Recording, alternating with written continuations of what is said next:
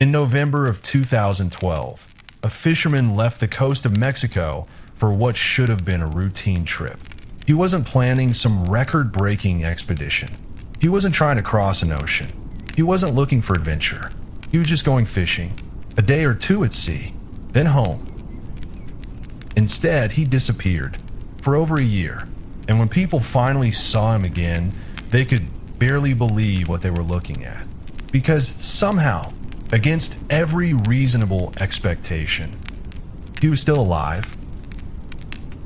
His name was Jose Salvador Alvarenga, and his story is one of the most unbelievable survival stories ever recorded. At the time, Alvarenga was an experienced fisherman living in a small coastal community in Mexico. The ocean was his job, his routine, his entire livelihood. He'd spent years fishing offshore. Storms didn't scare him. Long hours didn't bother him. Being alone at sea wasn't unusual. It was normal life. On November 17th, 2012, he headed out on what was supposed to be a relatively short fishing trip. With him was a younger fisherman named Ezequiel Cordoba. The two men boarded a small fiberglass boat. No cabin, no roof, just an open fishing vessel. They expected to be gone for roughly 30 hours, maybe a little longer depending on conditions. Then they'd return with their catch. At first, everything seemed fine. The fishing was productive. The boat was handling the water well. Nothing felt unusual, but weather on the Pacific can change quickly, and that's exactly what happened. A storm began building, then it got worse and worse. Waves grew larger, the wind intensified, rain started hammering the boat, visibility dropped, the ocean transformed from a workplace into a threat. Alvarenga realized they needed to head back. The problem was, the storm wasn't interested in letting them leave. Water crashed over the boat. The engine began having problems. Communication equipment failed, and before long, they were being pushed farther and farther from shore. At first, Alvarenga wasn't overly concerned. Storms pass. Boats get delayed. People survive rough weather all the time. He figured they'd regain control eventually, find their bearings, return home. Unfortunately, that didn't happen. The storm continued. The engine died. The boat drifted, and every hour carried them farther into the Pacific Ocean. The men were now in serious trouble. They couldn't steer effectively.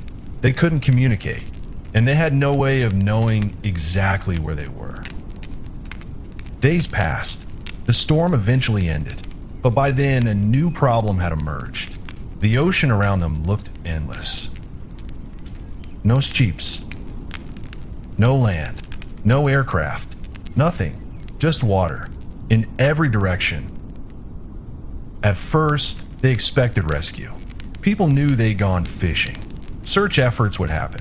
Someone would find them. It was only a matter of time.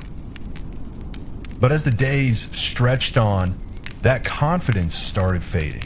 The Pacific Ocean is enormous, far larger than most people realize. A tiny fishing boat drifting in the middle of it is incredibly difficult to locate, especially when nobody knows exactly where it ended up. The food they brought with them quickly ran out. Then the fresh water started disappearing. That's when survival became the priority. Not rescue, survival. Alvarenga began adapting. He caught fish with his hands. He caught turtles. He collected rainwater whenever storms passed through. Anything that could keep them alive. Anything. And for a while it worked. Barely, but it worked. The problem was that survival isn't just physical. It's mental. Most people can handle hardship for a few days, maybe a few weeks. But what happens when every day looks exactly the same? Wake up, see ocean, eat whatever you can catch, drink whatever rainwater you've managed to collect. Sleep, wake up, see ocean again. No news, no certainty, no idea where you are, no idea if rescue is coming. Eventually, the isolation started affecting both men. They talked constantly about family, friends, life back home, anything to pass the time, anything to remind themselves that another world still existed somewhere beyond the horizon. Weeks passed, then months, and then things got worse. Ezekiel stopped eating. At first, it was small. He didn't want raw fish, didn't want birds, didn't want turtles. The situation had begun breaking him mentally. Alvarenga tried convincing him, again and again. You have to eat. I'm not hungry. You need to eat something. No.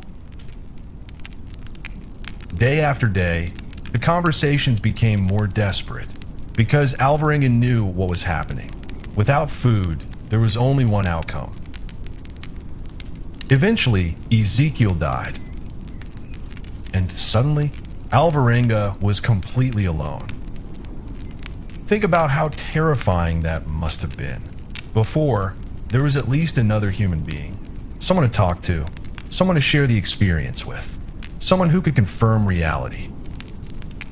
Now there was only silence. The ocean, the sky, and one man. At first, Alvarenga continued talking to Ezekiel anyway. Not because he thought he was alive, because the alternative was unbearable. Eventually, he had to let go, and after that, the loneliness became something most people can barely imagine. Months continued passing. At some point, survival became automatic. Catch fish, catch birds, collect rainwater, avoid giving up, repeat. He began seeing things. Sometimes he thought distant clouds were ships. Sometimes he imagined land. Sometimes he convinced himself rescue was nearby. Then reality would return, and there would still be nothing. Just ocean. The Pacific has a way of making people feel very small. When you're surrounded by water in every direction for days, it's unsettling. For weeks, it's frightening. For months, it's almost impossible to comprehend. Then one day, something changed. Birds. More birds than usual. At first, Alvarenga didn't think much of it, but then he noticed something else. Branches, vegetation, debris, things that usually don't appear far offshore. For the first time in a very long time, there were signs of land. He didn't know if it was nearby, didn't know how far away it might be, but deep down, he knew something was different. Then he saw it. An island. After more than a year adrift, there was land on the horizon. Real land. At first, almost didn't feel real. Imagine spending over a year seeing nothing but water, then suddenly seeing trees, sand, a shoreline. Eventually, the boat drifted close enough. Alvarenga climbed out and walked on a land. His legs were weak, his body was exhausted, but he was alive. The island was part of the Marshall Islands, more than 6,000 miles from where he'd started. Local residents spotted him, and honestly, they could barely believe his story. A man appeared seemingly out of nowhere, sunburned, thin, bearded, speaking of a journey that sounded impossible. At first, some people doubted him. They thought the timeline couldn't be right. The distance couldn't be right. The story couldn't be right. But investigators eventually examined the evidence. Ocean currents, weather patterns, his physical condition, everything pointed toward the same conclusion. Somehow, he'd done it. Jose Salvador Alvarenga had survived approximately 438 days adrift in the Pacific Ocean. 438 days. More than 14 months. One small fishing boat, one endless ocean, and one man who refused to die. What makes the story so fascinating isn't just the length of time. It's the simplicity of it. There was no secret rescue, no hidden island full of supplies, no miracle technology. Just problem after problem, day after day, month after month, and a man who kept solving the next problem. Need food? Catch it. Need water? Collect it. Need hope? Find it somewhere, anywhere. Because out there in the Pacific, nobody was coming. Nobody knew where he was. Nobody could save him.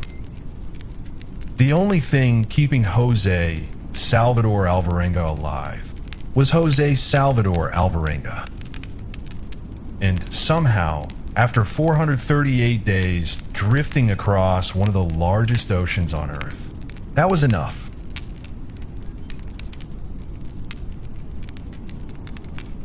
Most people are unlucky enough to experience one disaster in their lifetime. Some experience none. Violet Jessop survived 3.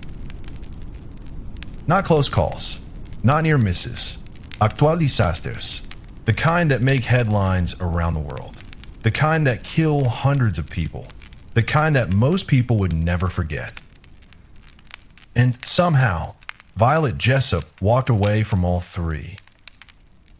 When people first hear her story, they usually assume there's some exaggeration involved. Maybe one of the incidents wasn't that serious. Maybe she wasn't really there. Maybe the details got stretched over time. Unfortunately, the details are true. And by the end of her life, people would start referring to her by a nickname, the Unsinkable Woman. Violet was born in Argentina in 1887 to Irish immigrant parents. Her childhood wasn't particularly unusual. In fact, she nearly died long before any ships entered the story.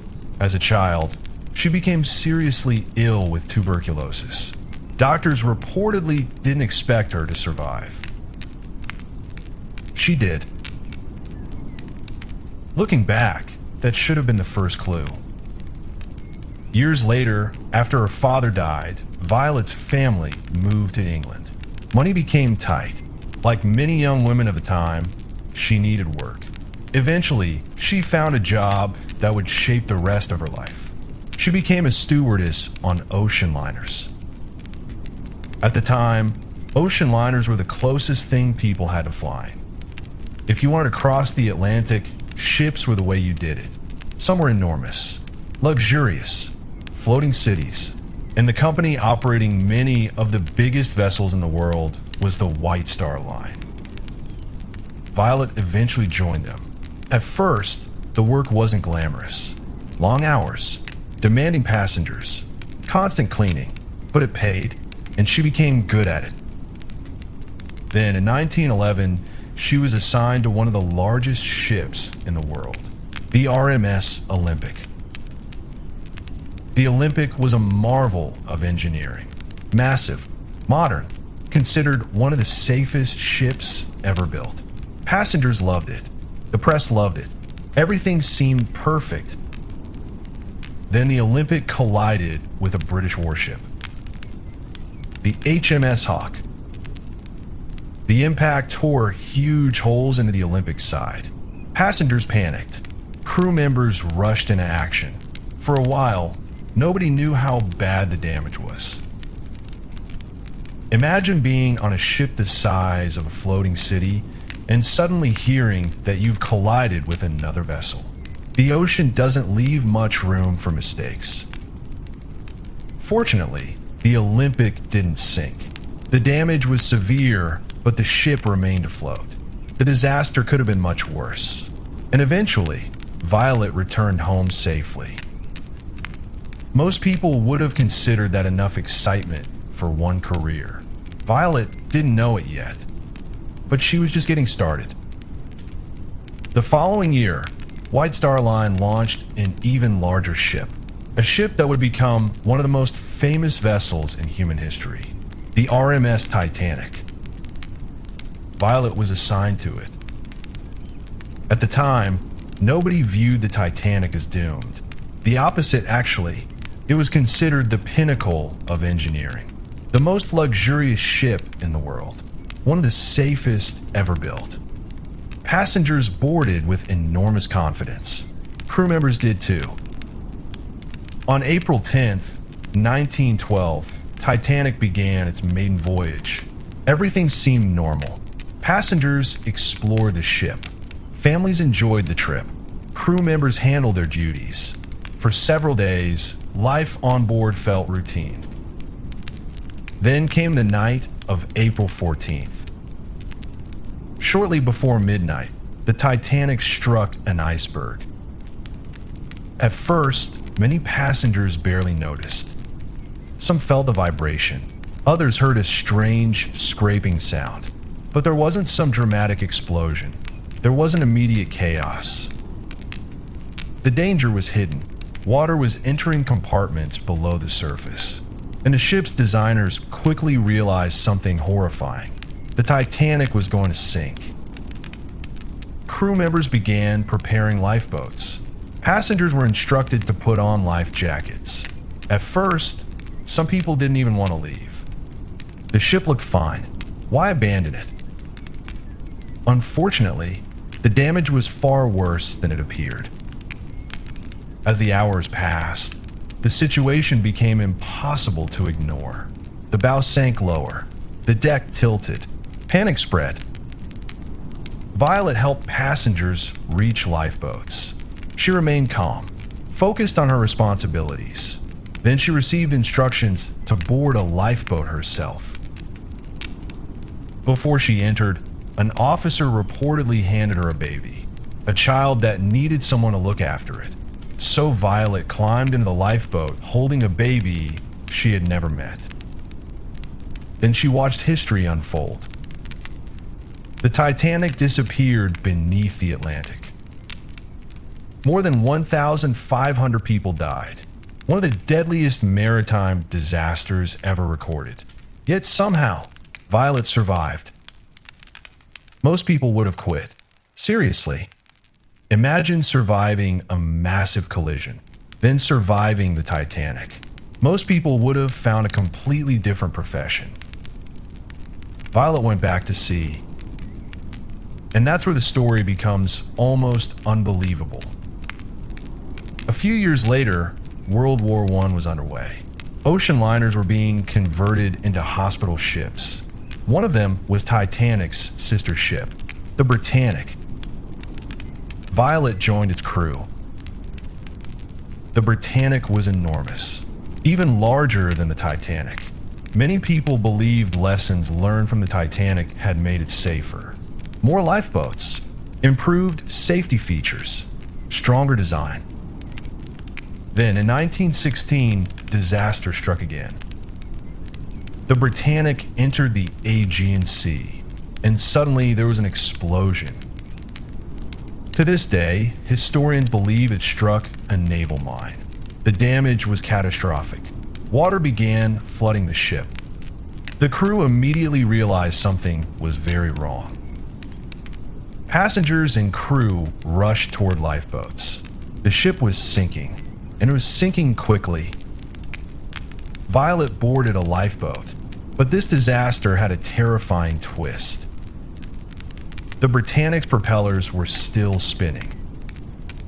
As the ship sank, they began pulling nearby lifeboats toward them. Imagine realizing your lifeboat isn't moving away from danger. It's being dragged directly toward giant spinning propellers. People screamed. Crew members desperately tried escaping. Some boats were destroyed. Others were pulled under. Violet saw what was happening and made a split-second decision. She jumped into the sea. The water slammed her against the surface. She later said she struck her head hard enough to suffer a serious injury. At the time, she didn't realize how serious it was. She was too busy trying to survive.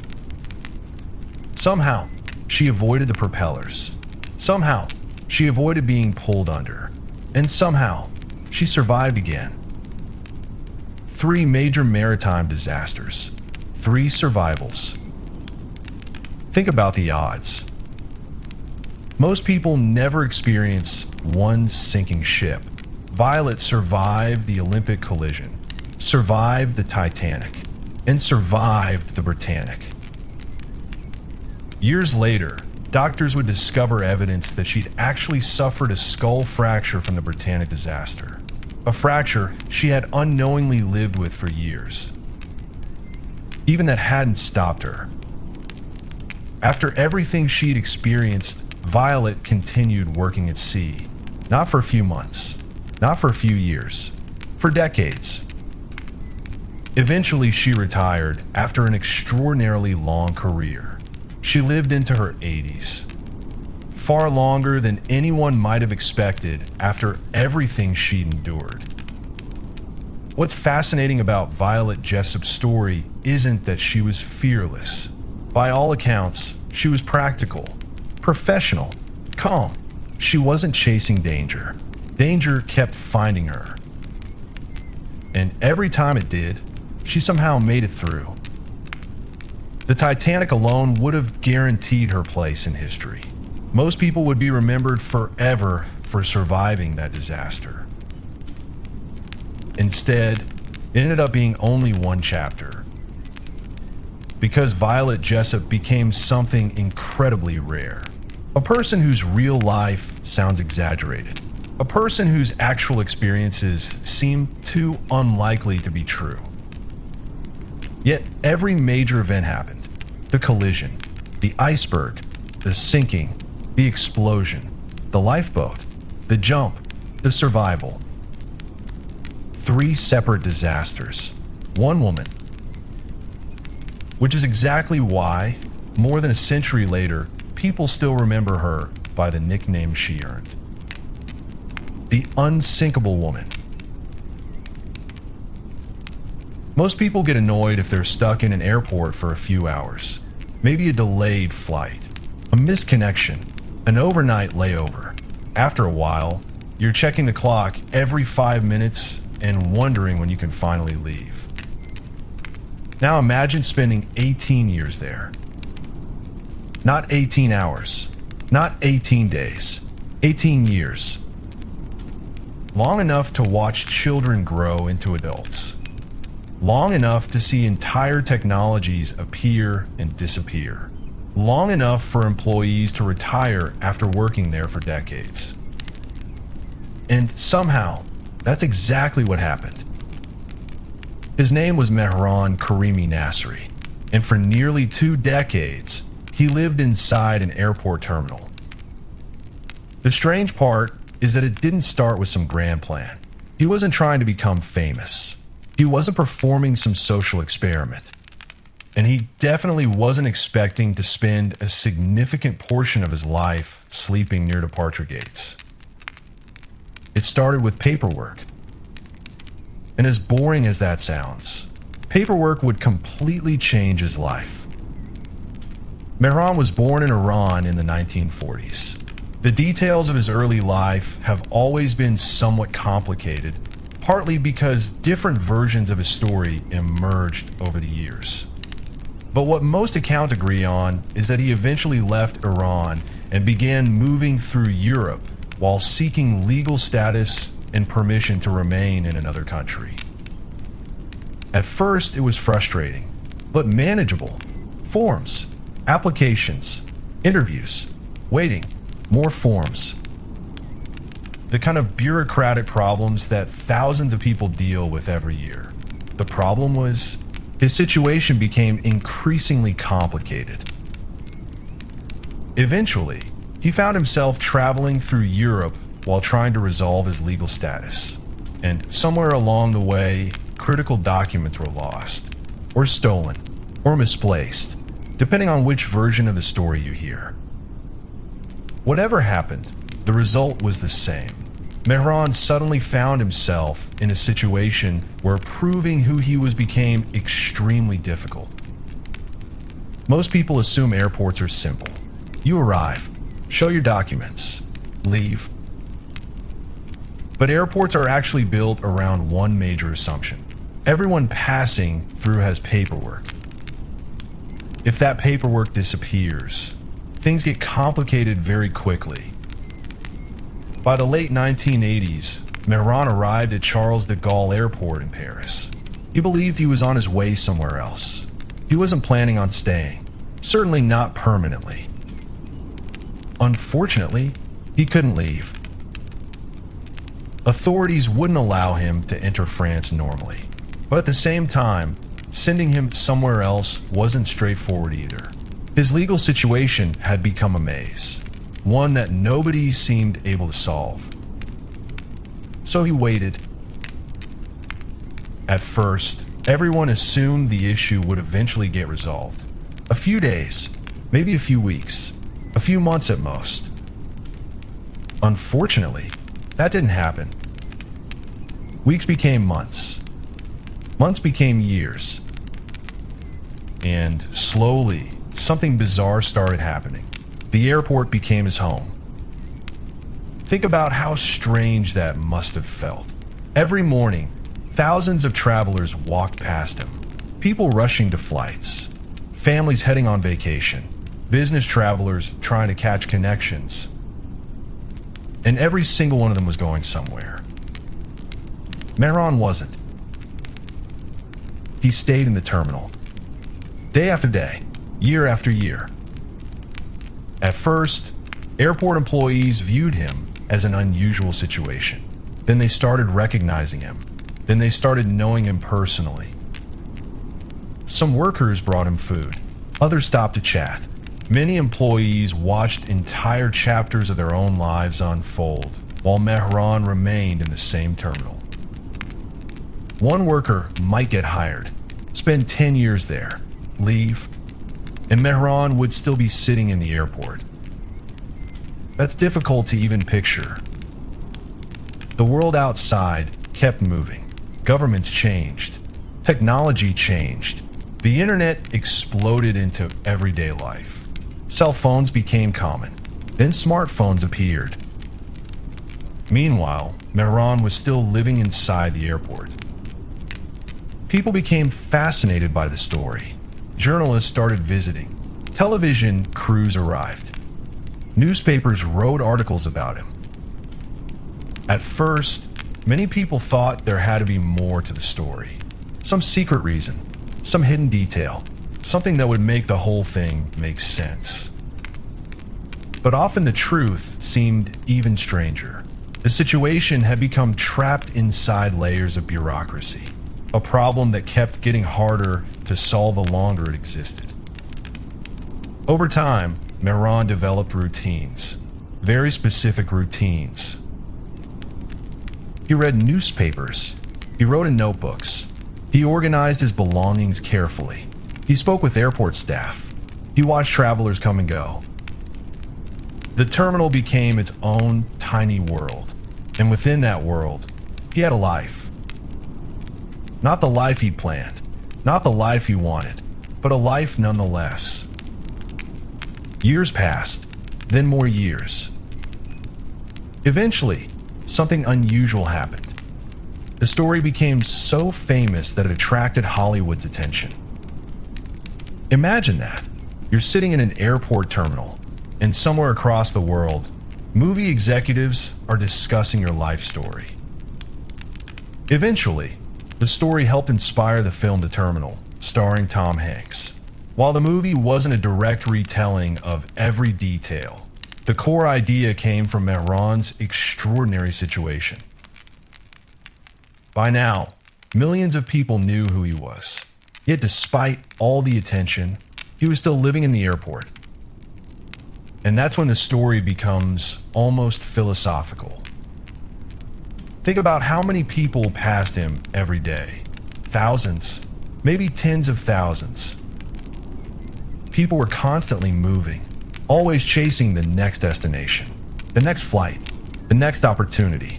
The next chapter, Mehran wasn't moving at all. He became a strange reminder that life doesn't always follow the route we expect. Sometimes a small event changes everything. A lost document, a missed opportunity, a bureaucratic error. And suddenly your entire future looks different. Eventually, after nearly 18 years, his time in the airport came to an end. Health issues and changing circumstances finally led to him leaving the terminal. Think about that moment. Imagine spending nearly 2 decades waking up in the same place, seeing the same walls, the same shops, the same gates, the same announcements. Then one day, you walk out. The outside world would have felt almost unfamiliar. When he'd first arrived at the airport, the Berlin Wall still existed. The internet barely existed for ordinary people. Most travelers carried paper tickets. When he finally left, the world had transformed. Entire generations of technology had come and gone. It's one of those stories that sounds made up because the timeline is so absurd. A few weeks? Sure. A few months? Maybe. A year? Unbelievable. 18 years? It sounds impossible. Yet for nearly 2 decades, while millions of travelers rushed through Charles de Gaulle Airport trying to get somewhere else, one man stayed exactly where he was, watching the world pass by, one flight at a time.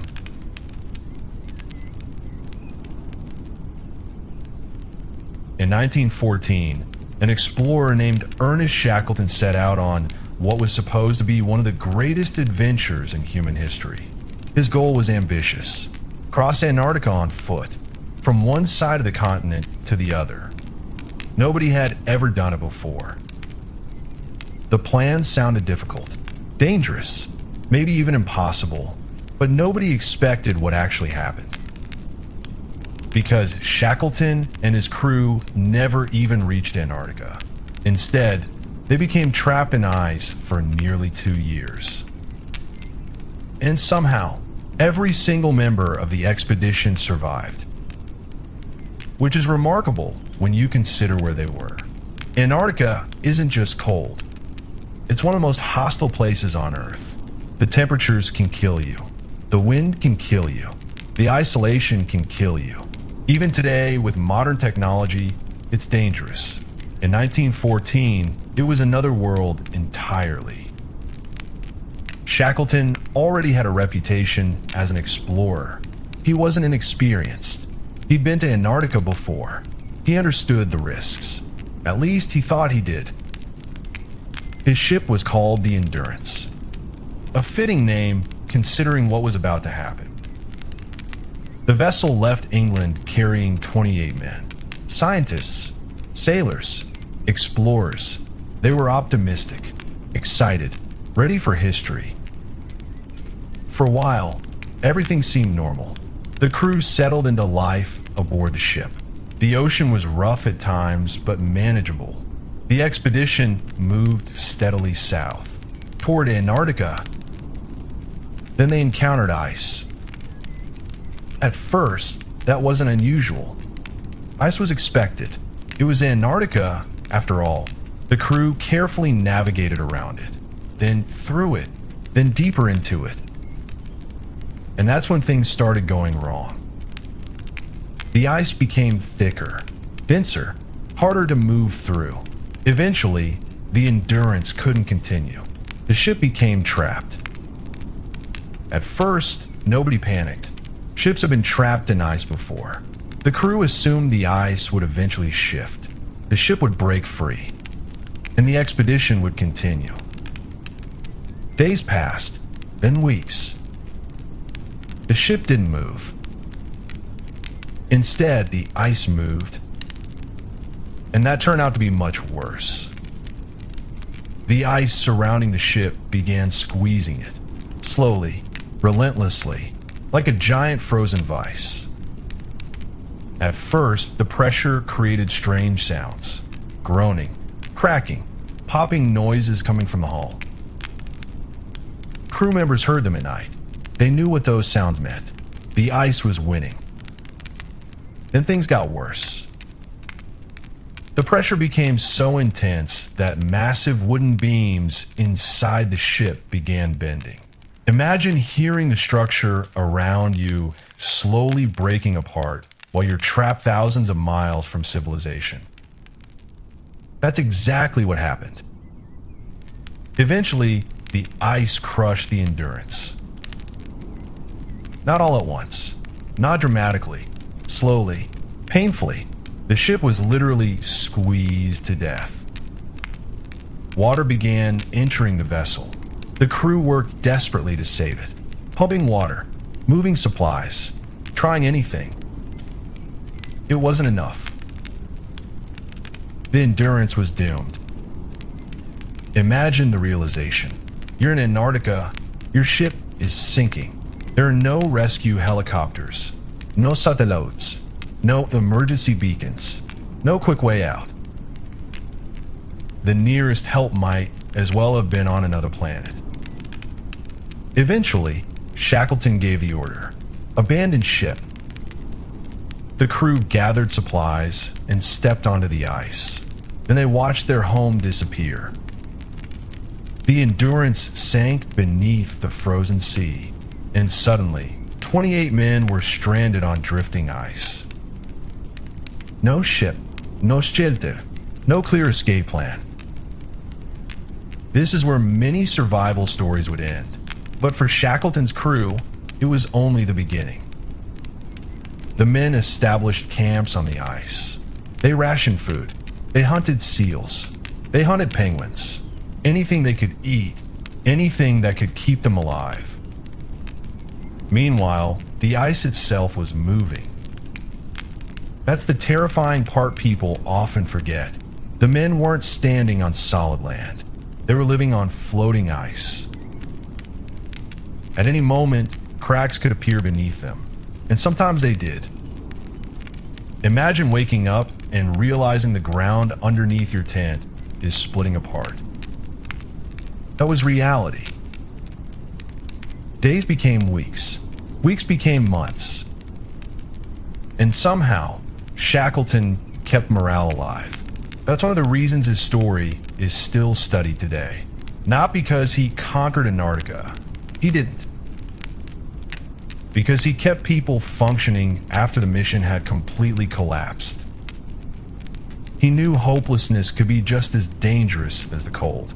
So he created routines, jobs, schedules, anything that kept people moving forward.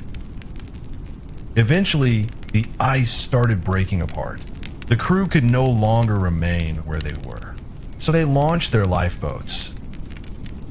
Think about that. They had gone from a ship to an ice camp to small open boats in the Antarctic Ocean. The conditions were brutal. Huge waves, freezing temperatures, constant wind. Every day felt like survival, because it was. After an exhausting journey, the men finally reached a place called Elephant Island. The good news? They weren't on drifting ice anymore. The bad news? Nobody lived there. They were still stranded, still isolated, still thousands of miles from meaningful help. Shackleton realized something. Nobody was coming. Sound familiar? Many of the greatest survival stories eventually arrive at the same realization. The rescue isn't coming. You have to go find it. So Shackleton made an incredible decision. He selected 5 men, loaded a small lifeboat, and set out across the Southern Ocean. This wasn't a normal voyage. This was one of the most dangerous sea journeys ever attempted. The boat was tiny. The ocean was enormous. The weather was unforgiving. And one mistake could kill everyone aboard. For 16 days, they battled waves, storms, and freezing conditions. Eventually, they reached South Georgia Island. But there was another problem. They landed on the wrong side. No settlements, no help, just mountains.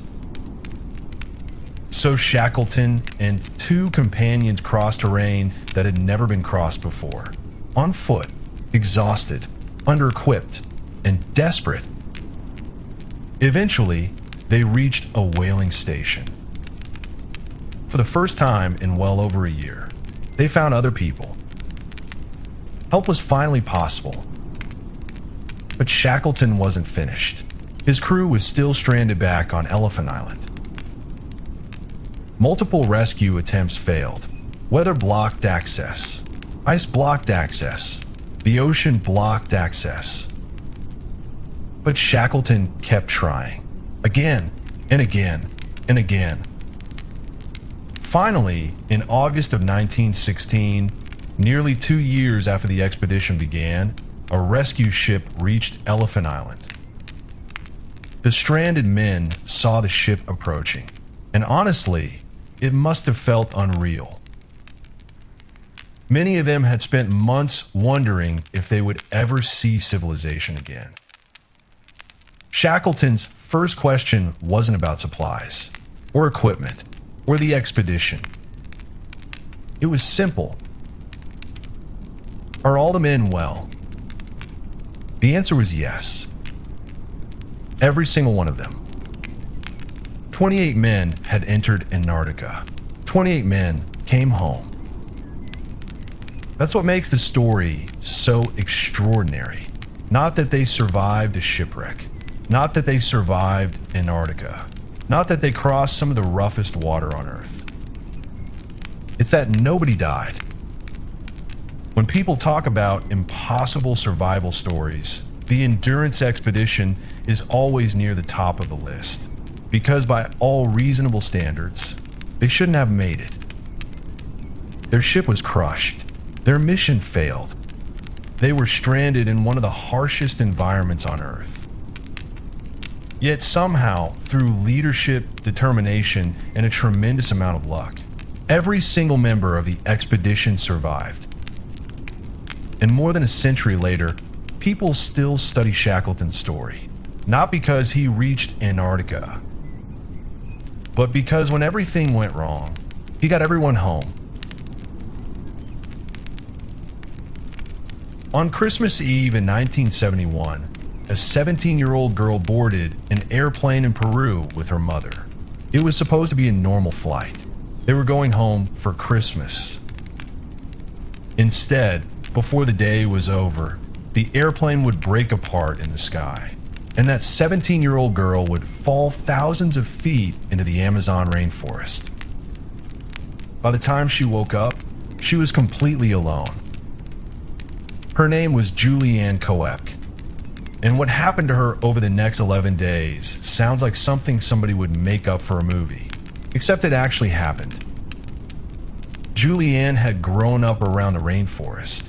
Her parents were scientists who worked in Peru, studying wildlife and the environment. So the jungle wasn't completely unfamiliar to her. She knew how dangerous it could be. She knew about the insects, the snakes, the rivers, the heat. But knowing the rainforest is dangerous is very different from being dropped into the middle of it by yourself. On December 24th, 1971, Julianne and her mother boarded Lanza Flight 508. They were flying from Lima toward Pucallpa. It was Christmas Eve. People were traveling to see their families. The plane was carrying around 90 people. At first, everything was normal. Passengers talked. Some looked out the windows. Others relaxed in their seats.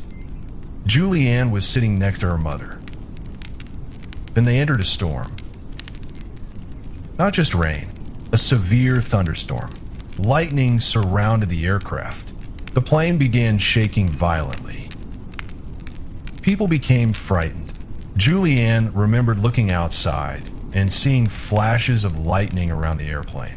The storm was so intense that the aircraft was struggling to remain stable. Then lightning struck the plane. and everything changed. The aircraft began breaking apart in the air. Julianne was still strapped into her seat. She could hear screaming. The plane was falling. And then she was outside. Not inside the airplane, not in a parachute, just strapped to her seat, falling through the sky. She had fallen from roughly 10,000 feet. Somehow, the seat she was attached to became caught in the surrounding vegetation. The dense rainforest helped slow her fall. And somehow, she survived. When Julianne regained consciousness the next morning, she was lying on the jungle floor. Her glasses were gone. One of her shoes was missing. She had injuries. Her body was covered in cuts and bruises, and she was alone. Her mother was gone. The other passengers were gone. The airplane was gone. For a moment, she probably couldn't even understand what had happened. Then she remembered the flight, the storm, the lightning, the screaming, the fall. And now, silence. Julianne searched for her mother. She called out. Nothing. Eventually, she realized something terrifying. She wasn't going to be rescued immediately. But she remembered something her father had taught her. If you get lost in the rainforest, find running water. Streams eventually lead to larger rivers, and rivers can lead to civilization. So she started walking. She found a small stream and followed it. At first, she thought she might find other survivors. There were dozens of people on the plane. Surely someone else had survived. But as she continued, she found bodies. Some were still strapped into their seats. Others were scattered throughout the forest. There was no one else alive. Julianne was 17 years old, alone, in one of the most difficult environments on Earth. And she had another problem. She was injured.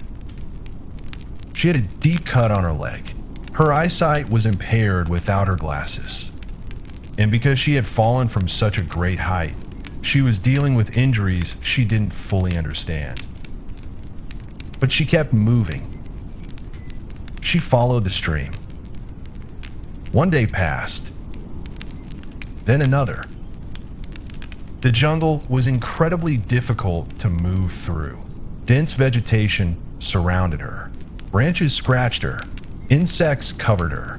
The ground was uneven, and every step hurt. At night, things became worse. She couldn't see much. She had to find somewhere to rest and try to stay protected. And there was another problem: food. Julianne had almost nothing. She eventually found some candy among the wreckage. It wasn't much, but she had something. Water wasn't as difficult. The stream gave her something to drink, but food was another matter. She remembered another lesson from her father: maggots. At some point, flies had laid eggs in the wound on her leg. Maggots began appearing. For most people, that would be horrifying. Julianne knew something different. Maggots can actually help clean certain wounds by consuming dead tissue. So she didn't panic. She removed them as best she could. Then she kept walking. This is probably the most remarkable part of her story. She wasn't walking because she knew she was going to survive. She didn't. She was walking because she knew stopping wasn't going to help.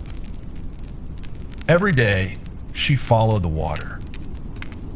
The stream became a river. And eventually, the river became easier to navigate. She was still surrounded by rainforest, but something was changing. She started finding signs that humans had been there. A small boat, then a path. Those discoveries gave her hope. Someone lived here, which meant civilization wasn't impossible. but she still had no idea how far away she was. She kept following the river. By this point, she'd been walking for days. Her body was exhausted. Her wound was infected. She was starving. She was covered in insect bites. And then she found something. A boat. Not just any boat. A real boat belonging to local workers. Nearby was a small shelter. Julianne had finally found evidence that people were close. She crawled inside the shelter, and there was something else there. Fuel. She remembered that gasoline could be used to kill the larvae in an infected wound, so she poured fuel over the affected area.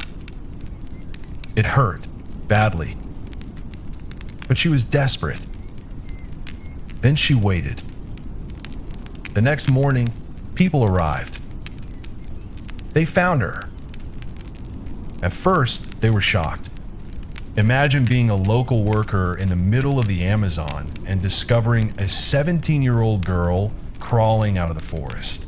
She's injured, covered in dirt, barely able to stand, and tells you she survived an airplane crash. They took her to safety. Eventually, she was transported to medical care.